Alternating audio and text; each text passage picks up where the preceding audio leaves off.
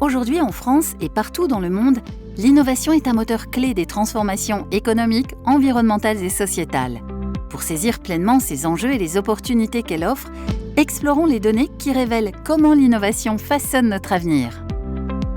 Jusqu'en 2005, on considère l'innovation uniquement par le prisme de l'innovation technologique, c'est-à-dire la création d'un produit ou d'un procédé qui apporte une solution technique nouvelle. Par exemple, la machine à vapeur, le smartphone ou encore l'intelligence artificielle.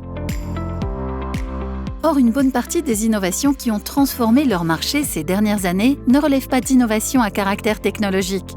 Citons par exemple les réseaux sociaux qui ont permis de nouvelles formes de communication sans produire d'innovation technologique significative, ou encore le microcrédit qui, en réorganisant la distribution et le remboursement, a permis à des millions de personnes dans le monde de développer leur activité.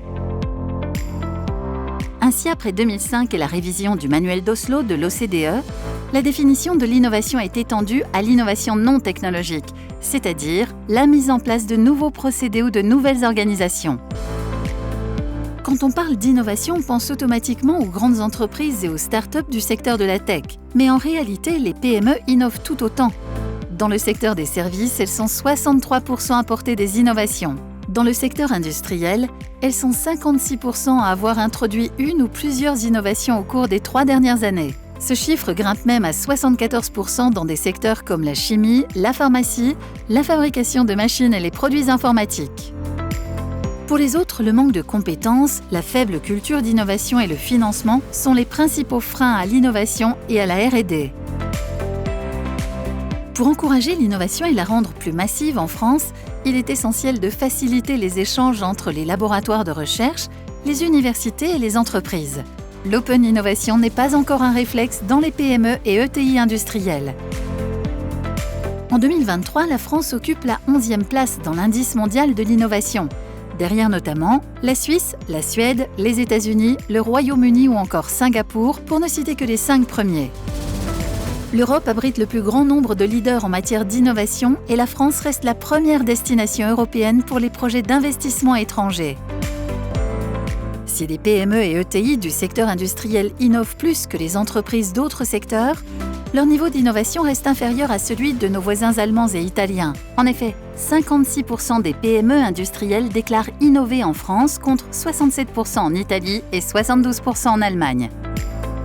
Quant aux brevets, seuls 15% des PME françaises protègent un produit ou une technologie. C'est 2 fois moins qu'en Allemagne. Pour une entreprise, innover permet de s'adapter aux évolutions du marché, se démarquer de la concurrence et gagner la bataille de la préférence des clients, mais également améliorer sa productivité et donc optimiser ses coûts. Et enfin, engager les collaborateurs et attirer de nouveaux talents grâce à des projets valorisants. L'innovation joue un rôle essentiel non seulement dans le dynamisme des entreprises, mais aussi pour l'ensemble de l'économie française et de la société. Tout d'abord, les entreprises qui innovent sont plus compétitives, exportent vers un plus grand nombre de pays et sont donc plus résilientes car moins sensibles à la conjoncture.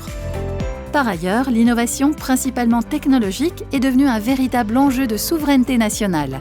Enfin, l'innovation permet l'intégration des enjeux environnementaux grâce notamment à l'éco-conception, la décarbonation, l'efficacité énergétique ou encore la gestion des déchets. Alors, prêt à créer demain, par l'innovation, une économie plus résiliente et plus responsable ?